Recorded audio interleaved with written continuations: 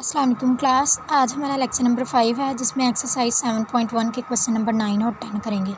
आज ये हमारी एक्सरसाइज ख़त्म हो जाएगी तो कल आप लोगों ने इसका टेस्ट तैयार करना है। ठीक है, क्वेश्चन नंबर 9 देखें, पढ़ें अपनी बुक से। वहाँ क्या लिखा हुआ है कि एच की कीमत आपने मालूम करनी है, जहाँ ए बी और सी के पॉइंट्स दे दिए हैं और वर्टिक्स हैं, एक राइट ट्रायंगल है। जैसे आपने क्वेश्चन नंबर 6 किया है ना, सेम टू सेम वैसा ही है, लेकिन यहाँ सिर्फ फ़र्क क्या है कि उन्होंने बताया।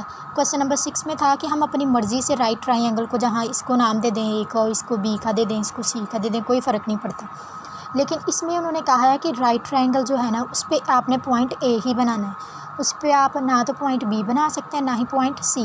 यानी बी और सी की आप अपनी मर्ज़ी से जगह उधर कर लें, लेकिन ए जो है वो हमेशा राइट ट्रायंगल पे ही रहेगा। ठीक है, और इसमें कोई चेंजिंग नहीं है। बाकी सब आपने वही करना है कि राइट ट्रायंगल है, वर्टिक्स हैं, तो आपने क्या करना है, इनके डिस्टेंस फाइंड करने हैं। ए और बी का डिस्टेंस फाइंड करना है, फिर ए सी का डिस्टेंस फाइंड करना है, बी सी का करना है, और फिर आप फिसागोरस थ्योरम यानी कि पैंथागोरस का थ्योरम लगाएंगे।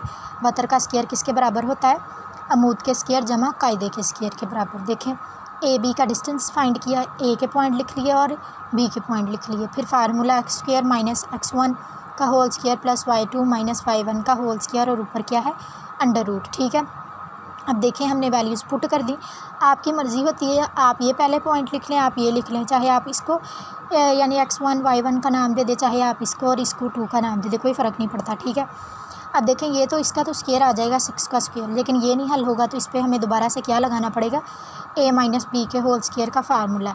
तो वो क्या आएगा, ए का स्क्वायर, ए क्या बन रहा है 2 बन रहा है, बी क्या बन रहा है एच बन रहा है। ठीक है, तो ये देखें ए का स्क्वायर प्लस बी का स्क्वायर माइनस 2 ए बी, तो 2 फार्मूले वाला और 2 ये दोनों मल्टीप्लाई हो के क्या हो गया 4h आ गया। ठीक है, इसको मज़ीद सिंप्लीफाई किया तो क्या आ गया, इनके स्क्वायर खोले तो यहाँ 4 आ गया, यहाँ क्या आ गया 36। इनको प्लस किया तो हमारे पास क्या नई वैल्यू बन रही है, H square plus minus 4h plus 40। ठीक है, ये हमारे पास ए बी का डिस्टेंस आ गया। इसके बाद सी ए का भी हमने ऐसे ही सिंपल डिस्टेंस फाइंड किया है कि यहाँ देखें h प्लस 6 का होल स्क्वायर बन रहा है, तो ए की वैल्यू h है और बी की वैल्यू क्या है 6 है। तो देखें ए का स्क्वायर प्लस बी का स्क्वायर माइनस प्लस 2ab।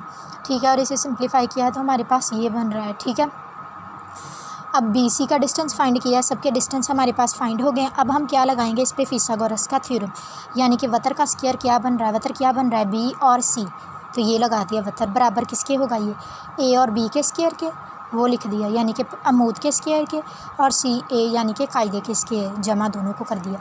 अब इनका जो डिस्टेंस आया वो पुट कर दें। बी सी का डिस्टेंस क्या है 260 अंडर रूट, वो लिख दिया। फिर इसका डिस्टेंस ये आया है, इसका ये आया है। ठीक है, इनको वैल्यूज़ पुट कर दिया, स्क्वायर से अंडर रूट सबका क्या हो गया कैंसिल। हमने क्योंकि एच फाइंड करना है तो हमारे पास एक तरफ एच बिल्कुल अकेला होना चाहिए। तो ये देखें, ये सारी वैल्यू आप उठा के उस तरफ लेके जाएं तो आसान नहीं है कि सिर्फ ये एक सिंपल वैल्यू उठा के उस तरफ ले जाएं। ठीक है, तो ये 260 को हम इक्वल की दूसरी तरफ ले जा रहे हैं। ठीक है, ये चाहे आप इसको ऐसे कर लें। ठीक है, तो देखिए अब एक एच ये और एक ये एच, जिसके साथ कुछ नहीं होता, इसके साथ क्या है 1 है, तो ये 1 और 1 क्या हो गया 2h स्क्वायर, और ये माइनस 4h और ये plus 12h, plus minus minus, तो 12 में से 4 निकाले तो क्या आ गया 8 आ गया। ठीक है, तो देखें 40 और 100 क्या हो गया 140, ये यहाँ आके माइनस हो के क्या आ गया माइनस 120। अब देखें इतनी बड़ी वैल्यू को हल करना थोड़ा मुश्किल है, इसमें से देख लें अगर कुछ कॉमन है तो वो वही निकाल लेते हैं। देखें 2 कॉमन का क्या मतलब होता है कि जो हर एक टर्म पे तकसीम हो, 2 इस पे भी तकसीम है, 2 इस पे भी, और 2 इसको भी तकसीम कर देगा। 2 वही निकाल लिया, यहाँ 1 बच गया, यहाँ क्या बच गया 4, और यहाँ क्या बच गया 60। अब ये 2 ज़रब है, इस तरफ आके तकसीम हो जाएगा, और 0 के नीचे कुछ भी हो तो वो हमेशा क्या रहता है 0 ही रहता है। पीछे क्या रह जाएगा x square plus 4h minus 60। अब इस पर मिड टर्म ब्रेक यानी कि हम पेयरिंग स्कीम कर सकते हैं, फैक्टराइज कर सकते हैं। 60 है, देखें तो 10 को 6 से ज़रब दें तो 60 आ जाएगा, दोनों को जमा माइनस करें तो क्या आ जाएगा 4 आ जाएगा। तो हमारे पास 2 फैक्टर्स आ जाएंगे, एक आएगा h माइनस 6 और एक आएगा h प्लस 10 इक्वल 0। दोनों को बराबर एक दोनों को इक्वल 0 रखा तो एक h हमारे पास जो पॉजिटिव होता है ये हमारा आंसर होता है। ठीक है, और ये जो माइनस 10 है इसे निगलेक्ट कर दें। तो ये हमारा क्वेश्चन नंबर 9 हो गया, इसमें से h की वैल्यू आ गई। अब है इसका क्वेश्चन नंबर 10। हमने जैसे पैरेललोग्राम वाला पीछे एक क्वेश्चन किया था कि पैरेललोग्राम क्या होती है, जैसे रेक्टेंगल होती है आपके पास कि उसके आमने सामने वाली वो थोड़ी टेढ़ी होती है, लेकिन उसके आमने सामने वाली लाइनें क्या होती हैं, उन दोनों की लेंथ क्या होती है एक दूसरे के बराबर। ये देखें, ये इसके बराबर है और ये इसके बराबर है। उसमें 4 पॉइंट दे दिए, ए दे दिया है, बी दे दिया है, सी और डी। ये अब आपकी मर्ज़ी, आप चाहे ए से दे दें, बी से दे दें, सी से दे दें, डी से दे दें, कोई फ़र्क नहीं पड़ता। अब उन्होंने फाइंड करने के लिए कहा, उन्होंने कहा है आपने मिड पॉइंट फाइंड करने, यानी इनके दरमियानी नुक्ते। दरमियानी नुक्ते का क्या मतलब है? बी और सी के दरमियान में कि कौन से पॉइंट आएंगे, सी और डी के दरमियान में कौन से पॉइंट आएंगे, डी और ए के दरमियान में कौन से पॉइंट आएंगे, और ए और बी के दरमियान में कौन से पॉइंट आएंगे। क्योंकि ये फाइंड करने हैं तो हमने इन्हें नाम दे दिया, इसे एल का नाम दे दिया, इसे एम का, इसे एन का और इसे ओ का नाम दे दिया। अब आपको पता है दरमियानी नुक्ता यानी कि वो उसका फार्मूला क्या होता है, x1 + x2 / 2, y1 + y2 / 2। तो सबसे पहले बी और सी का मिड पॉइंट यानी कि एल फाइंड कर लिया।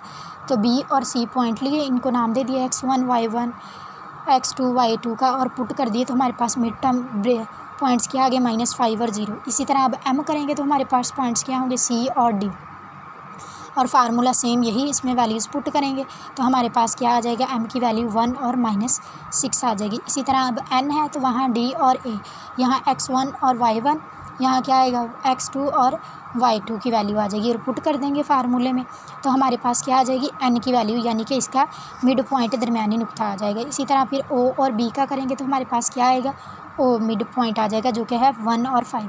हमने इसे साबित करना है कि ये क्या है, पैरेललोग्राम है, लेकिन साबित इसे हमने करना है इसके दरमियानी नुक्ते से। दरमियानी नुक्ते फाइंड कर लिए, अब इसको कैसे साबित करेंगे कि ये एक पैरेललोग्राम है। इसको साबित तब ये साबित होगी पैरेललोग्राम अगर इसका और इसका डिस्टेंस यानी L और M तक का फासला और N और O तक का फासला एक जैसा हो, और O और L तक का फासला और N और M तक का फासला एक जैसा हो। यानी कि अब आपने L और M फाइंड करना है, इसका फासला फाइंड करना है, फिर M और N का फासला फाइंड करना है, फिर N और O का करना है, और O और L का करना है। ये देखिए एक मैंने किया हुआ है नीचे L और M का। L की वैल्यू क्या आई है, -5 और 0, ठीक है। M की क्या आई है आपके पास, 1 और -6 आई है, ठीक है। डिस्टेंस का फार्मूला लगाया इन पॉइंट पे और हमारा डिस्टेंस आ गया L और M, ठीक है। और N का फासला आपने खुद फाइंड करना है, और L का भी फाइंड खुद करना है, M और N का भी खुद करना है। और जब आप इनके डिस्टेंस फाइंड कर लेंगे तो जो LM का यानी कि 72 आया तो ON का भी यही आएगा, ठीक है। और जो OL का आएगा वही MN का आएगा, ठीक है। तो जब ये डिस्टेंस दोनों एक दूसरे के बराबर हो जाएंगे तो यहाँ ये साबित हो जाएगा कि ये जो डायग्राम है ये क्या है, पैरेललोग्राम है, ठीक है। अब एक्सरसाइज ये ख़त्म हो गई है, तो ये इसके नोट्स भी आपके कंप्लीट हो जाने चाहिए और ये टेस्ट के लिए भी आपका बिल्कुल तैयार होना चाहिए, ठीक है। और कल से हम 7.2 स्टार्ट करेंगे।